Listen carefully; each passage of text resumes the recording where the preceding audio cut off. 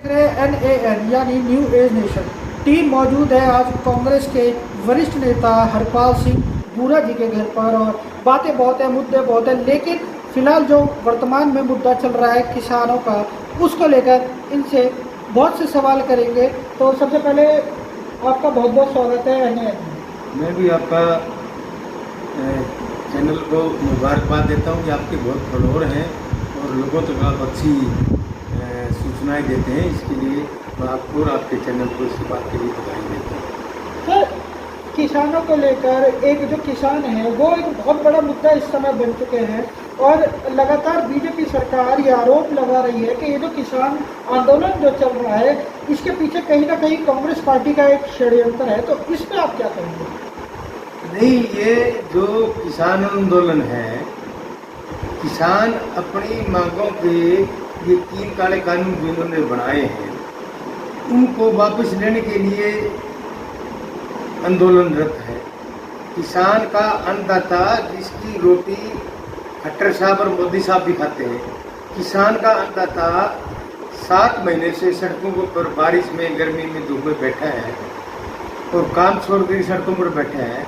और जब supreme court ने, हमारे सर्वोच्च न्यायालय ने ये कह दिया कि भाई ये 1.5 साल के लिए उनको स्थगित कर दो, तो ये 1.5 साल के लिए सरकार खुद स्थगित कर देती रही, MSP गारंटी देती थी, ये इतना मुद्दा बढ़ता ही नहीं। ये जानबूझ करके वोटों का ध्रुवीकरण करने के लिए।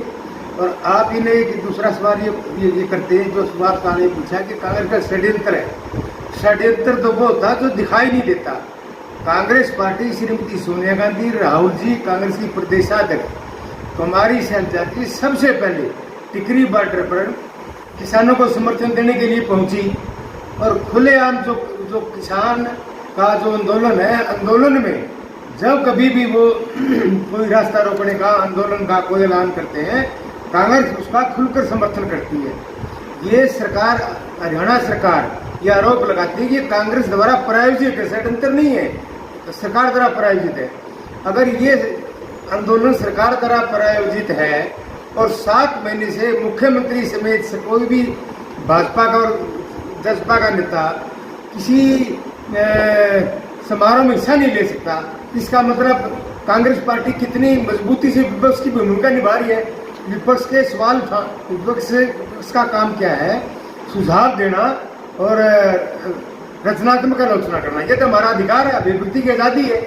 हम तो खुला समर्थन करें। षड्यंत्र कार खास प्रायोजित है, प्रायोजित है तो फिर कांग्रेस पार्टी कितनी मजबूत पार्टी है, इनको इस्तीफा देकर अपने घर बैठ जाना चाहिए।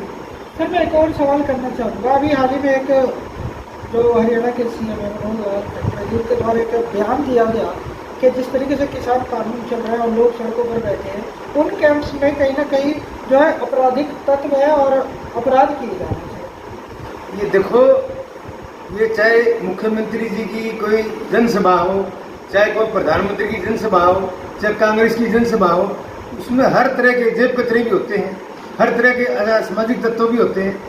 उनका किसी प्रकार से, जब किसी प्रकार की ऐसी कोई बड़ी घटना हुई, किसानों ने उनसे नाता तोड़ दिया और उनके खिलाफ कार्रवाई करने के लिए पुलिस में शिकायत तक दी है। ये तो सिर्फ इस आंदोलन को धाराशाही करने के लिए तरह तरह के हथकंडे सरकार अपना रही है। इनको परेशान कर रही है, मुकदमे दर्ज कर रही है और फिर वापस ले लेती है। इनको तंग और परेशान किया जा रहा है। एक तरफ तो ये कह रहे हैं किसान की आय दोगुना करेंगे और फिर ये ऊपर से HRDF की बढ़ा दी, 2% शुल्क बढ़ा दिया और उधर से मार्केट फीस बढ़ा दी। तो ये हरियाणा का जो अन्नदाता है वो तो फसल को बाहर बेचेगा, यहाँ उसको ना तो खरीदार उसको 4% उसको शुल्क देना पड़ेगा आड़ती को। आड़ती परेशान कर दिया, गरीब परेशान कर दिया, किसान परेशान कर दिया। ये किसानों को परेशान करने के हथकंडे अपनाए जा रहे हैं। सर, मैं एक और सवाल करना चाहूँगा। अगर राजनीति में थोड़ा सा पीछे चले या अगर हम 2014 की बात करते हैं तो बीजेपी सरकार जब आई थी तो पेट्रोल के दामों को लेकर, गैस के दामों को लेकर काफ़ी बड़ी बड़ी बातें की गई थी। कांग्रेस पे काफ़ी बड़े बड़े आरोप लगाए गए थे। अगर मौजूदा हालत की अगर हम बात करें तो दिन पर दिन पेट्रोल के आप दाम देख लो, डीजल के आप दाम देख लो, तो काफ़ी दिन पर बढ़ते ही जा रहे हैं। तो इस पर कांग्रेस का क्या कहना है? मैं कहता हूँ पिछले 13 महीनों में पेट्रोल और डीजल की जो अंतर्राष्ट्रीय बाजार में खुदरा तेल की कीमतें कम हुई, यहाँ पर हम हिंदुस्तान के अंदर पेट्रोल और डीजल के ऊपर 50% टैक्स देते हैं और पिछले 13 महीनों में पेट्रोल पर 25 रुपये 75 पैसे और डीजल पर 23 रुपये 90 पैसे रेट बढ़ा दिया, जिसमें से हरियाणा में जो वैट है वो 31% है। कांग्रेस के टाइम में वो 21% था। अब सरकार का ये दायित्व बनता है कि वो किसान को कम से कम सब्सिडी दे, कभी उत्पादन शुल्क लगा दिया, कभी कुछ लगा दिया। किसानों को परेशान करने के लिए लगातार ये सिर्फ वोटों का ध्रुवीकरण करने में लगी हुई रहती है। किसान से इनका किसी प्रकार का कोई लेना देना नहीं है। सर एक सवाल और करना चाहूँगा। अभी उप मुख्यमंत्री है श्री दुष्यंत सिंह चौटाला, सरकार बनाई बीजेपी के साथ गठबंधन। पहले तो मैं ये जानना चाहूँगा, जब सरकार नहीं थी तो काफ़ी खुलकर आरोप लगाते थे, कहते थे कि बीजेपी के साथ गठबंधन नहीं करेंगे, बिल्कुल भी नहीं करेंगे। आखिर गठबंधन कर लिया गया, आपको क्या मंशा नजर आती है दोनों पार्टियों की?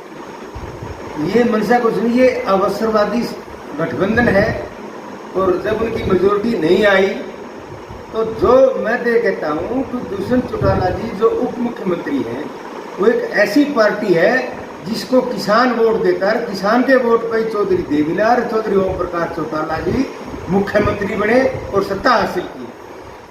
और पार्टी दूसरी पार्टियां सभी लोग वोट देते हैं। ये तो किसानों की पार्टी कहते थे अपने आपको, किसानों के मसीहा कहते चौधरी देवीलाल को। अगर देवीलाल के चौधरी देवीलाल की नीतियों पर चलने वाले अगर वंशज ये हैं कि उनको तुरंत इस्तीफा देकर किसानों के धरने में बैठना चाहिए कि लालच में आकर के, सत्ता के लालच में मोह में आकर के, जो खुशी के लोग में आकर के ऐसा काम इन्होंने किया है।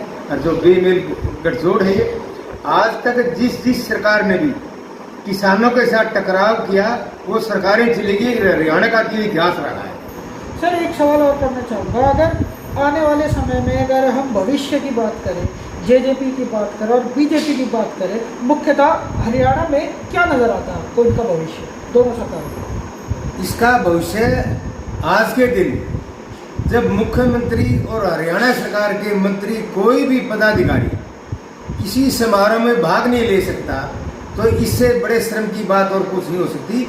इसलिए सरकार को खुद ही अगर इनमें थोड़ी बहुत नैतिकता बची हो तो किसानों के समर्थन में तीनों काले कानून वापस ले लेने चाहिए और किसानों को तंग करने की बजाय उनकी मदद करने की, जैसे आय दुगुना करने का जो उन्होंने जुमला दिया है, इनके आंकड़े और उनकी बातें देखी जाए तो ये लगता है कि भारत फिर सोने की चिड़िया बन गया और किसान बड़ा खुशहाल है। कर्मचारी, अधिकारी, कोई भी आदमी, गरीब, किसान, मजदूर, छोटा दुकानदार, हर आदमी इनसे परेशान है। हर आदमी महंगाई की मार झेल रहा है। तो दोस्तों बहुत सवाल हैं, बहुत सवाल करेंगे। सबसे पहला सवाल युवाओं को लेकर करते हैं, क्योंकि उप मुख्यमंत्री दुष्यंत सिंह चौटाला की सरकार बनी, उसमें युवाओं को काफ़ी खुश थे युवा, क्योंकि एक युवा आया था तो उन्होंने कहा था कि युवाओं को रोजगार मिलेगा। अगर मौजूदा हालात की बात करें, युवाओं की बात करें तो बहुत बेरोजगारी बढ़ती जा रही है, तो क्या कहेंगे आप? ये जितनी भी नियुक्तियां इन्होंने कर्मचारी चयन आयोग ने, हरियाणा लोक सेवा आयोग ने निकाली, वो हर नियुक्ति हाई कोर्ट में, सुप्रीम कोर्ट में लंबित है, क्योंकि हर नौकरी में घपले हुए हैं, पेपर लीक हुए हैं, पेपर बाहर किए गए हैं, ये फर्जीवाड़े किए गए हैं। कर्मचारी चयन आयोग के उस पर अध्यक्ष पे भी आरोप लगे, इसमें जुडिशरी के पेपर लीक हुए। ऐसा कोई पेपर नहीं हुआ जो डी क्लास से लेकर के क्लास 1 तक जो पेपर आज तक ना चाहे तहसीलदार की परीक्षा हो, हर परीक्षा का पेपर लीक हुआ है और फिर उनको जांच के नाम पर उनको सबको दबा दिया जाता है। सर युवाओं के रोजगार की बात कर रहे हैं। युवा जितना परेशान आज इस सरकार से हुआ, कभी भी मैंने ऐसे युवाओं को अप्रसन्नता के मूड में नहीं देखा। उनको दुष्यंत जी से बहुत बड़ी आशाएं थी और बुजुर्गों को भी लगता था तुम्हारे को 5,000 रुपये पेंशन मिलेगी। ये जो लोगों को बरगला करके कि हमें मिनिमम प्रोग्राम बनाएंगे, आज तक उस कमेटी ने मिनिमम प्रोग्राम की रिपोर्ट तक नहीं दी है और 2 साल इनको सरकार को चलाते हुए हो गया। इन्होंने, मैं कहता हूँ, हरियाणा के नवयुवक के लिए, वृद्धाओं के लिए जो वादे किए थे वो वादे आज तक नहीं निभाए हैं। इसलिए इसको सरकार में सत्ता में बने रहने का कोई नैतिक अधिकार नहीं है। सर लगातार जिस प्रकार से देखा जा रहा है, पेट्रोल और डीजल के दाम लगातार आसमान छू रहे हैं और आज 100 के पार जाने को है पेट्रोल। कांग्रेस की क्या कुछ स्टैंड रहेगा इस चीज़ को लेकर? कांग्रेस पार्टी ने, जैसे मैंने बताया, 13 महीने से लगातार जो ये पेट्रोल और डीजल की कीमतों में बढ़ोतरी हुई है, उनमें ब्लॉक स्तर पर, जिला स्तर पर, तहसील स्तर पर प्रदर्शन हुए हैं, ज्ञापन हमने सौंपे हैं।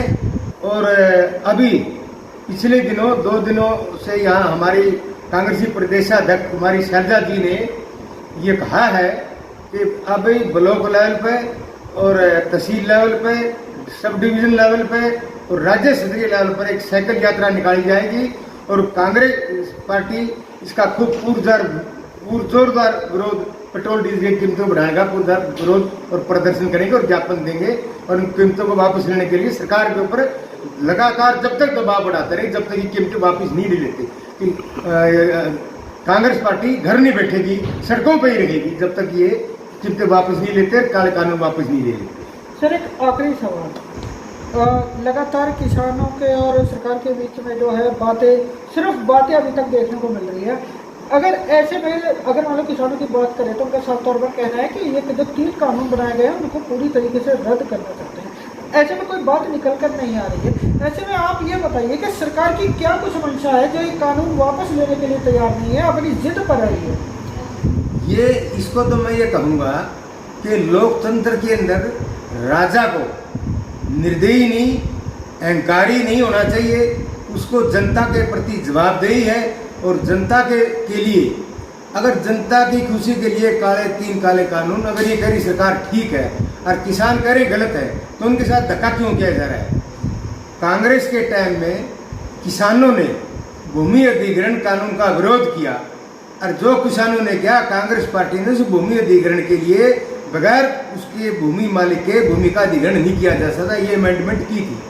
अब सरकार ये अहंकार में भरी हुई है। अगर किसान नहीं चाहते तो इनको क्यों धक्का कर रहे हैं कानून लागू करने का, और क्यों देश की अर्थव्यवस्था को खराब कर दिया, इतने किसान मारे गए। आज तक 400 से अधिक किसान शहीद हो गए और प्रधानमंत्री मोदी जी ने और खट्टर साहब ने एक शब्द उनके लिए ये नहीं कहा कि वो शहीद हो गए या वो अकाल मौत मारे गए, किसी प्रकार की उनके संवेदना व्यक्त नहीं की। अभी सुप्रीम कोर्ट ने ये कहा है कि जैसे कोरोना काल में जो जिनकी मृत्यु हुई है उनको सहायता दे, वो कह रहे हम सहायता दे नहीं सकते। अरे सरकार किस लिए होती है? सरकार आपदा में, अगर आप जो कोरोना में जिसने अपने माँ को, बाप को, भाई को, बहन को खो दिया, उनकी आप मदद नहीं करोगे तो अडानी अंबानी की मदद करके क्या करोगे? आप गरीब की, मजदूर की, असहाय की मदद करो, ताकि आपको, और मैं कहता हूँ तब करके राजमिता राज करके नरक मिलता है। ये उस राह पे चले हुए। सर, एक और अभी मुद्दा काफ़ी ट्रेंड कर रहा है, लगातार हर डिपार्टमेंट का निजीकरण किया जा रहा है।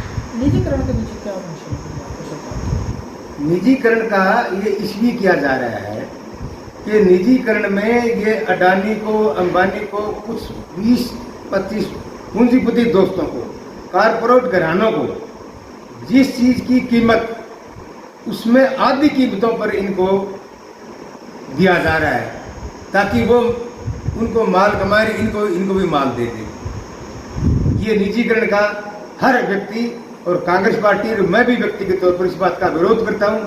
कभी जहाज बेचे जा रहे हैं, कभी अंतर्राष्ट्रीय अड्डे बेचे जा रहे हैं, कभी बिजली का निजीकरण किया जा रहा है, कभी शुल्क बढ़ाए जा रहे हैं। अभी किसानों की जहाँ तक बात करें, किसान मेले में 10 रुपये 20 रुपये फीस लगती थी, वो 100 रुपये फीस कर दी। तो किसानों के ऊपर जो आड़ती और व्यापारी किसान जो है, इनके ऊपर क्यों कुठाराघात किया जा रहा है? कि किस लिए किया जा रहा है? सरकार का काम ये थोड़ा, सरकार चलाओ, सरकार कल्याणकारी काम करो, और इनका विरोध झेल रही थी। मैं तो कहता हूँ, अब जैसे ये क्या है, आंकड़े देखो इनके, एक यहाँ संजीवनी हॉस्पिटल बना, 500 करोड़ रुपये लगे। सरकार को जवाब देना चाहिए कि उसमें 10 से 15 से मरीज से ज्यादा दाखिल कभी नहीं हुए, और 500 करोड़ रुपये लगा दिए। ना उसमें ऑक्सीजन थी, ना वेंटिलेटर था, ना कोई मरीज दाखिल हुआ, ना कोई डॉक्टर थी, ना कोई नर्स थी। किस लिए बनाया करो? सिर्फ आंकड़े प्रस्तुत करने के लिए कि हम ये काम कर रहे हैं। और वहाँ पर भी किसानों का उसका उद्घाटन भी ये वीसी के माध्यम से चंडीगढ़ से मुख्यमंत्री जी कर सकते हैं। तो जानबूझकर यहाँ आए ताकि किसानों के साथ वो क्या कहते हैं उसको, ये टकराव हो, और टकराव होकर किसानों को के ऊपर ये आरोप लगाया जाए कि ये तो कोविड सेंटर का भी विरोध कर रहे हैं। किसान कोविड सेंटर का विरोध नहीं करते, वो सरकार के, भाजपा के मुख्यमंत्री का विरोध करना चाहते थे, और वो भी लोकतांत्रिक तरीके से। आज तक मैं 30 साल से कांग्रेस की राजनीति कर रहा हूँ कि मैंने राजनीति में इतना शांतिपूर्वक आंदोलन आज तक किसी भी कर्मचारियों का, किसी दूसरी पार्टियों का आंदोलन मैंने नहीं देखा कि जो इतने शांतिपूर्वक चल रहा, और उसको भी बदनाम करके उनको बदनाम करने की साजिश रची जा रही है ताकि ये जल्दी यहाँ से उठ जाए। इसलिए सरकार को मैं चेतावनी दे रहा हूँ कि जब सरकार। सर आप तो ऐसे शांतिपूर्ण कह रहे हैं, लेकिन सरकार कह रही है जो लाल किले पे हुआ, झंडा जो फहराया, किसान खालिस्तान, आप इसे शांतिपूर्वक कह रहे हैं। मैं ये कहता हूँ, आपसे मैं एक सवाल पूछता हूँ कि वहाँ पर जिसने झंडा फहराया और किसान का झंडा फहराया, और वही झंडा प्रधानमंत्री जी बच्चों के साथ बैठकर उस झंडे के साथ फोटो उतरवाते, तो उसमें क्या आपत्ति थी? दूसरी बात ये कि लाल किले पे पहुंचने का समय 10 बजे था। उस लड़के को लाल किले तक इतनी सुरक्षा के बीच कैसे चला गया? वो ये सरकार के द्वारा प्रायोजित कार्यक्रम था कि ताकि उस लड़के को वहां भेजा जाए और 2-4 लड़कों को भेजा जाए ताकि किसानों को बदनाम किया जा सके, और बदनाम क्या, वो तो आंदोलन को खत्म करने की एक साजिश थी। तो कहीं ना कहीं वो विफल हो गई। वो विफल हो गई, उनका पर्दाफाश हो गया। और जो ना एक बार वो जो ना वहाँ यूपी के अंदर चौधरी जयंत जी ने, अजीत सिंह के बेटे ने, और ये राकेश टिकैत के भाई जी ने, वो भी क्या उनका क्या नाम होगा, मैं नाम राकेश टिकैत ने, उन्होंने आंदोलन को फिर से खड़ा कर दिया। और ये आंदोलन इतना मजबूती से खड़ा हुआ है, इसको नाक का सवाल ना बना करके अहंकार से। अब मैं अहंकार करूं आपसे और वह अलग बात है, राजा का अहंकारी होना बड़ा घातक होता है। सर उत्तर प्रदेश में हाल ही में चुनाव होने वाले हैं, आपको क्या लगता है जिस आगे जनता है वो किस तरफ देख रही है, क्या देख रही है जनता? मुझे तो ये लगता है जिस प्रकार ये किसान आंदोलन चला हुआ है और ये महंगाई की मार जिन्होंने जो गेड़ी है, आज भी कह रहे हैं 1 जुलाई से रसोई गैस की कीमतें बढ़ जाएंगी। पेट्रोल डीजल पर पहले भी आपने देखा होगा 1977 में जब पेट्रोल डीजल की कीमतें बढ़ी थी 7 रुपये, तो उन पर किसानों को सब्सिडी दी जाती थी। अगर रेट बढ़े, किसानों को तो कम से कम सब्सिडी देनी चाहिए थी, किसानों को सब्सिडी नहीं दी, उल्टा उनको पर टैक्स बढ़ाए जा रहे हैं। सर हाल ही में अब चुनाव होने वाले हैं उत्तर प्रदेश में, तो जनता का रुख आपको किस तरह दिखाई दे रहा है? मुझे तो ऐसा लगता है इस आंदोलन से और महंगाई की मार जो इन्होंने डाली है और जो इनके कार्य प्रणाली है, उससे लगता है कि ये औंधे मुँह गिरेगी ये भाजपा सरकार वहाँ यूपी के अंदर। बिल्कुल साफ तौर पर इनका कहना है कि अभी हाल ही में उत्तर प्रदेश में जो चुनाव होने वाले हैं, तो कहीं ना कहीं जो किसानों का मुद्दा है वो एक बड़ा मुद्दा बनेगा और हो सकता है कि बीजेपी पर उसका इफेक्ट पड़े। दोस्तों इस पेशेश के बारे में आपका क्या कहना है हमें कमेंट बॉक्स में ज़रूर बताइएगा। अगर आप ये वीडियो फेसबुक पर देख रहे हैं तो NAN को फॉलो और लाइक करें। अगर आप ये वीडियो यूट्यूब पर देख रहे हैं तो चैनल को सब्सक्राइब करना ना भूलें। जल्दी मिलेंगे अगली पेशकश के साथ, जब तक के लिए जुड़ने के लिए बहुत बहुत धन्यवाद।